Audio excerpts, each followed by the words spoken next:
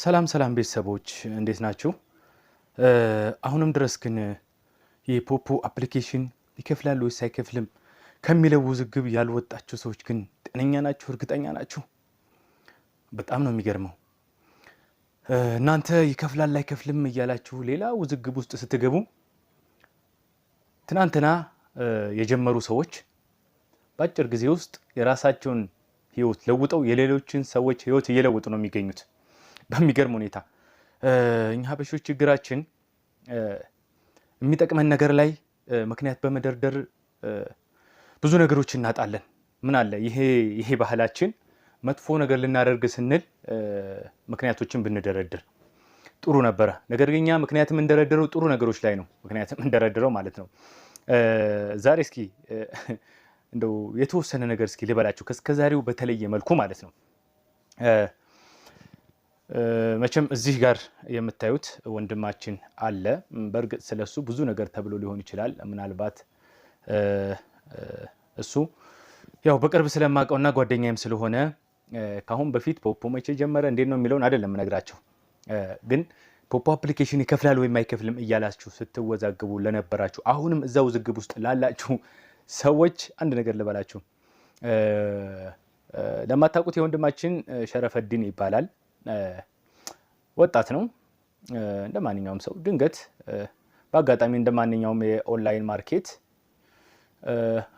ፖፖ ላይ ቁጭ ብሎ ጥያቄዎችን ያው እሱ እንደተናገረው እየጠየቀ ምን እያለ እየተማማረ ረጅም ጊዜ ፈጅቶበታል በዚህ ፕላትፎርም ለመጠቀም ሲጀምር ያው ወደ ጥቅም ማግኘት ሲጀምር 3000 4000 በቀን ማግኘት ሲጀምር ብዙ ሰዎች ችላ ብላችሁ ነበረ እየተወዛገባችሁ እውነት የተለያየ ምክንያቱም እየደረደራችሁ አንዴ ኢሉሚናንት ነው አንዴ የተለያየ ነገር ስትሉ እያለ እየገፋ 10000 20000 30000 ድረስ መድረሱን አብዛኞቻችሁ ታውቃላችሁ።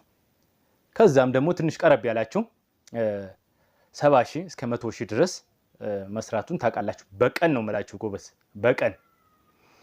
አላምን ላላችሁ ደግሞ ያወጣውን ዶላር በቀን ያወጣውን ዶላር ሲያሳያችሁ ቆይቷል። ዛሬ ሸረፈዲን አመት ባልሞላ ጊዜ ውስጥ አመት ሳይሞላው አባዱላ መኪና ገዝቷል። ሌሎች ፕሮጀክቶችም አሉት። አያችሁ አይደለ? አመት ሳይሞላው ይሄ ልጅ ሚሊዮነር ሆኗል። በማን? በፖፖ አፕሊኬሽን። እናንተ በምትወዛገቡበት ፖፖ አፕሊኬሽን። በቃ እስከሰራችሁ ድረስ ፖፖ አፕሊኬሽን ይከፍላል። የማይከፍልበት ነገር የለም። የተለያየ ምክንያት ችግር ካላችሁ መጠየቅ ትችላላችሁ። ግልጽ ስለሆነ ፕላትፎርሙ ማለት ነው። ግልጽ ነው። ይሄ ፕላትፎርም እንዴት ነው ታዲያ መስራት የምንችለው? ልክ እንደሱ በአጭር ጊዜ ውስጥ ሚሊዮነር መሆን የምንችለው ካላችሁ በጣም ቀላል ነው። እሱ እንደውም በጣም ለፍቷል። የሚገርማችሁ አሁን ስለ ፖፖ ብዙ መረጃዎች አሉ በእጃችሁ። ቀላል ነው። ያኔ ብዙ ሰው ስላልነበረው ትንሽ ያዳግት ነበረ መረጃውን ለማግኘት ወደ ስራ ለመግባት ተጠቃሚ ለመሆን ማለት ነው። አሁን በጣም ቀላል ነው። ከሸረፈዲን የበለጠ እናንተ ሰክሰስ መሆን ትችላላችሁ ማለት ነው። ወይም ሌሎች ወንድምህቶችም አሉ ያልጠቀስኳቸው ከሱ በኋላ መጥተው በ2 ወር በ3 ወር በጣም ትልቅ ተከፋይ የሆኑ ማለት ነው። በቃ ስለዚህ ምንድነው ማድረግ ያለባችሁ? ወይም ደግሞ ከአሁን በፊት እንደጠየቃችሁኝ ታዲያ ይህንን ትክክለኛ የሚሰራውን የፖፖ አፕሊኬሽን እንዴት ነው ማግኘት የምንችለው? እንዴት ነው ማውረድ የምንችለው ካላችሁ እነግራችኋለሁ።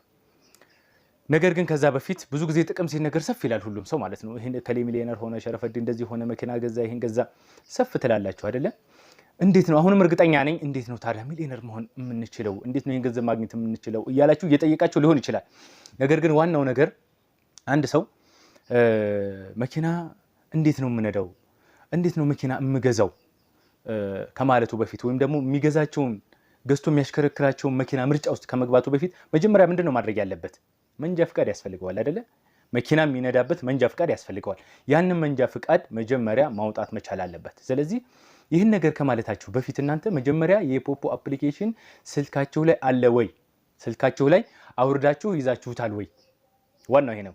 አውርዳችሁ ከያዛችሁትም ደግሞ እንደ ሌላው አፕሊኬሽን መያዝ የለባችሁ። በጣም ተንከባክባችሁ መያዝ መቻል አለባችሁ።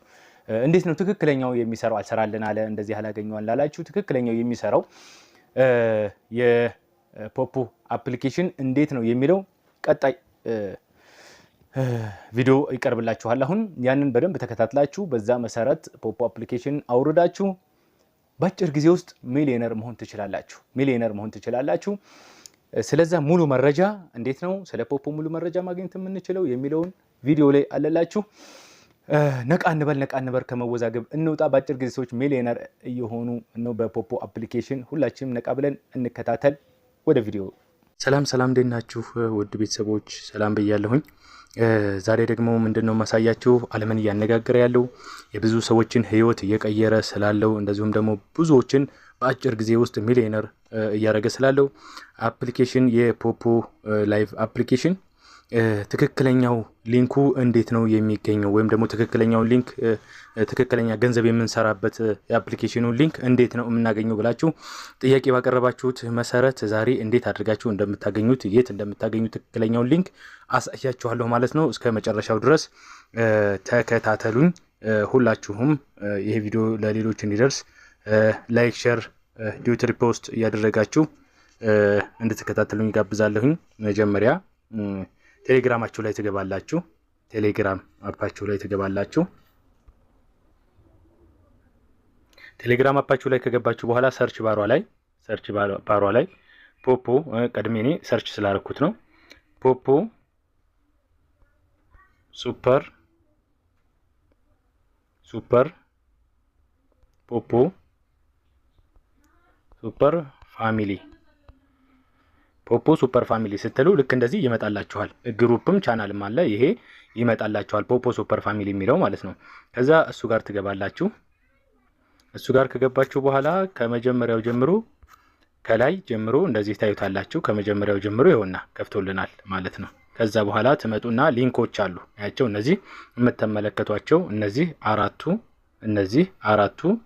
አራቱ ሊንኮች አሉ ማለት ነው።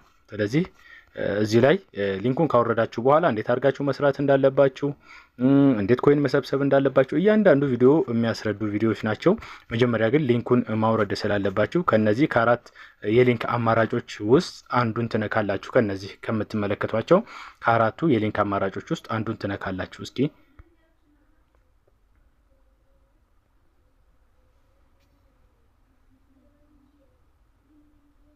እንደምትመለከቱት ይሄንን ምስል ያመጣልናል ማለት ነው። ሊንኩን ስንጫነው ይሄንን ምስል ያመጣልናል። ከዛ ታች ላይ በሰማያዊ ዳውንሎድ ኢሚዲየትሊ አሁን አውርድ የሚል አለ። ዳውንሎድ የሚለውን እንጫናለን። ያው እንግዲህ እንደተመለከታችሁት ቀጥታ ሊንኩን ስንነካው ያንን ምስል ካመጣ በኋላ ቀጥታ የሚወስደው ወዴት ነው? ወደ ፕሌይ ስቶር ወደ ጉግል ፕሌይ ነው የሚወስደን። ወደ ጉግል ፕሌይ ወስዶ ራሱ እንደምትመለከቱት አፕሊኬሽኑን ቀጥታ ያመጣል ማለት ነው። ቀጥታ ፖፖ ላይቭ ስትሪም ብሎ ያመጣል ማለት ነው። ስለዚህ ይሄ ነው ትክክለኛው ሊንክ እዚህ ገብታችሁ እንድታገኙ። ከዛ ኢንስቴል እንለዋለን ማለት ነው። እንግዲህ እንደምትመለከቱት አፕሊኬሽናችን ዳውንሎድ ሆኖልናል ማለት ነው። ያው እንደምትመለከቱት አፕሊኬሽናችን ኢንስቴል ሆኖልናል። ከዛ በኋላ ኦፕን የሚለውን እንነካለን። ኦፕን የሚለውን ከነካም በኋላ ቀጥታ ሃይ ብሎ ይሄንን የአሻንጉሊት ምስል ያመጣል።